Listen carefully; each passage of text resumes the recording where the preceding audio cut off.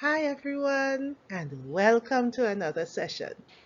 We will be looking today at the creation of original figurative expressions. Now, you have been doing comprehension, especially when you're studying poetry, you might have already encountered that term figurative expressions. You know that it refers to similes, metaphors, personification, and other uses of the words or phrases that communicate more meaning than exactly what they say. So we'll be looking today not at identifying them or memorizing them, but rather how you can create your own. Why, though, should you create your own figurative expressions? Well, first of all, original figurative language adds color to your writing. It helps your reader to picture or envision exactly what you are writing about. And it demonstrates your creativity. Remember, the subject was originally called creative writing? That is because it is about how you create your own ideas, how you use language in unique ways, in this case, in storytelling, to entertain your readers. So if you expect it to be creative, you should not be using the same old figurative language that existed before I was born. You need to come up with fresh new ideas. By the way, did you spot the figurative expression in this explanation? Yes, adds color. What is adds color? Well, certainly we are not talking about coloring in with a pencil marker, paints, and so on, different aspects of your story. That makes no sense. Actually, adds color is representative of the idea that we should do something with our writing. Therefore, adds color is a metaphor. And it actually communicates a lot in just those two words. It means that original figurative language makes descriptions more vivid. It makes your writing more interesting, and it helps set a tone and create a mood. This gives us some other reasons why we should include these unique figurative expressions in our writing, because it will enhance our stories. So let us zoom in on similes and what similes are, what they should do. First of all, a simile should compare two things that are quite different from each other, and it should be unique. It kind of helps us to understand why it doesn't really make sense saying the sun was as hot as fire. It's too close. They're too close to each other to be an effective simile. If, on the other hand, we want to say the pitch under the hot sun was as blazing as fire, then probably that could work, because you are then comparing the road or the pitch on the road to the fire, which are actually two completely different things. Now, there are a few simple steps to creating your own unique figurative expressions, in particular similes. First of all, identify the specific characteristic that you want to describe. And as far as possible, choose a characteristic that people would not normally think about. I'll explain more about that later on. Then you think about other things that are quite different but share that particular characteristic that you want to compare. Once you identify a list of other things, the next step will be to choose one. How do I normally choose one? Well, the first things that come to mind are normally what everyone else has thought of. So then I would choose something that is quite different. So as I go through the list, the first few items that come to mind will be similar to what other people have thought of in the past. But I dig deeper and come up with other things. And as I'm going along, one will be like, ding, yes, this is a good one. And that is the one that I would select to help my readers to get a clearer image. Don't neglect this final step. Don't just drop the simile there and leave it hanging. Work it into a well-written sentence. Now, I already did this activity with 2 of my classes, so I want to share this with you now, and you would see what my students were able to come up with by using these 4 simple steps. So in my classes, we use a table like this. In the first column, we identify the item that we want to compare. Next, we zoom in. To what sense are we aiming to appeal?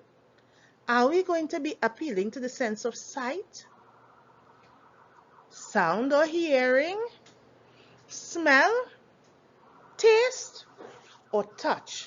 And remember, we don't only touch with our hands, we touch with all of our skin. So any part of our body that feels touch from the top of our heads to the sole of our feet can be used in the sense of touch. Then we think about a second item for comparison. That second item should have nothing to do with the first item. Then we'll create our sentence with the simile. Let's see how my students did this one. We were talking about a loud voice. We wanted to identify or strengthen or appeal to the sense of hearing in our sentence. So we thought, what else is loud? A siren, an alarm clock, a rooster crowing outside, but the car engine backfiring, or a lawnmower. My students voted and they selected fire alarm. So we came up with this sentence.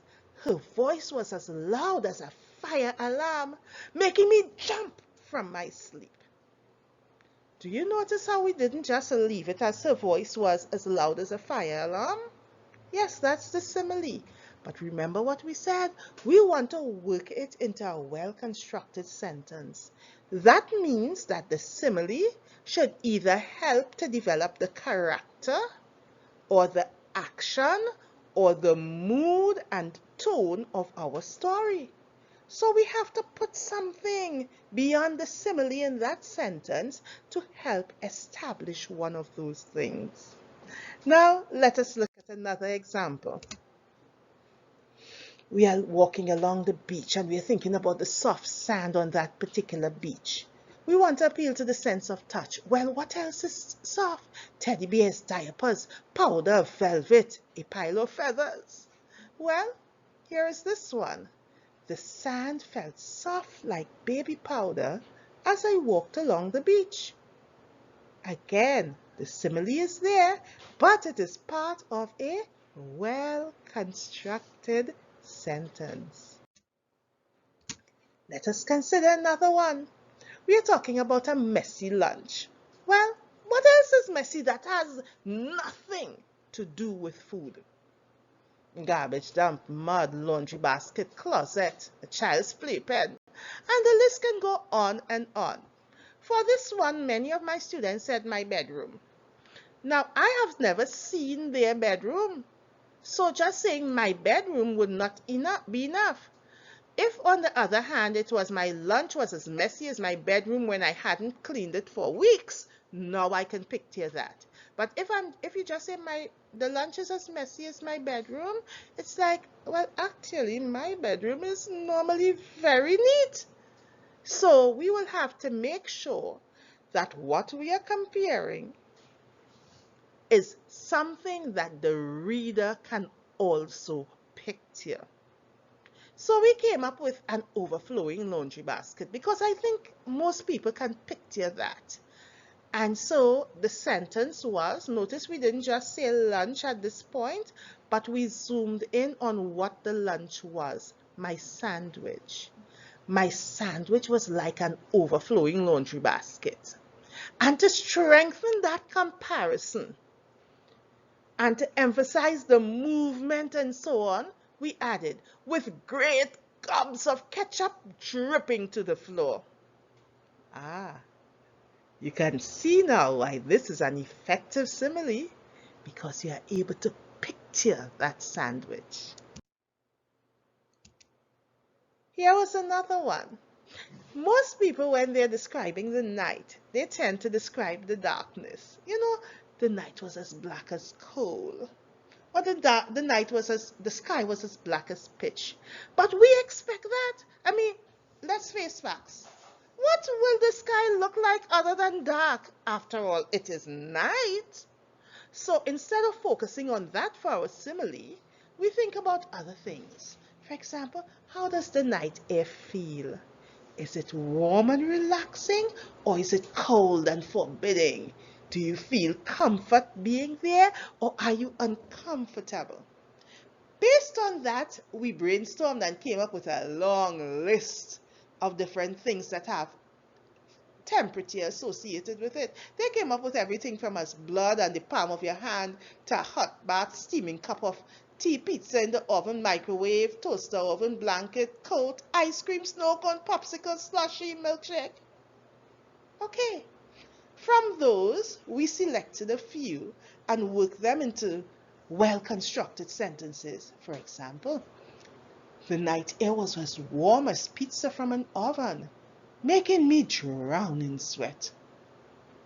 Or, the warm air surrounded me like a blanket as I sat on the porch watching the stars. Do you notice that in both cases we are describing warm temperature? But in one, the writer can picture some measure of discomfort, making you drown in sweat. Whereas in the second one, we can picture it being very comfortable. It's a pleasant experience for the narrator of the story. Look at the third one. My bedroom felt as hot as a toaster oven as I lay in the darkness, hoping that electricity would soon come back on. There we go. Another one.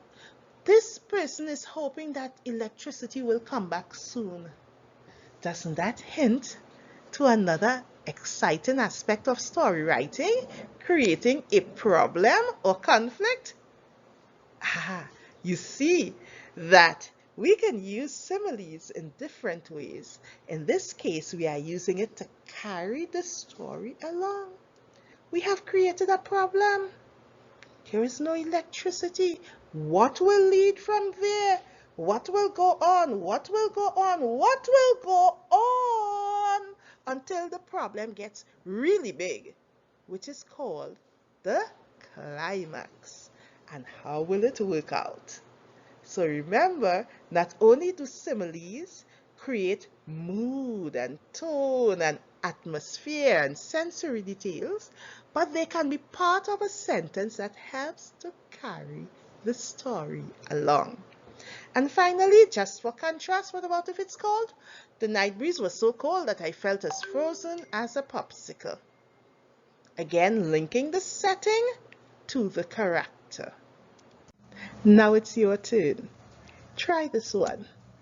Describe the sounds of the night. The sounds might be as pleasant and harmonious as a choir, or as annoying as water falling from a broken faucet. Whichever you choose, it can be any of the items or comparison, or you might come up with your own. Afterwards, create a well-constructed sentence. You may also pause the video to do these activities, comparing different things. Thereafter, you can come up with other items to compare and create your well-constructed sentences that contain your similes. That's all for now. I hope you will have fun creating your unique similes. Feel free to share some of them with me. I will enjoy reading what you came up with. Remember, be creative and enhance your stories with original figurative language. See you soon.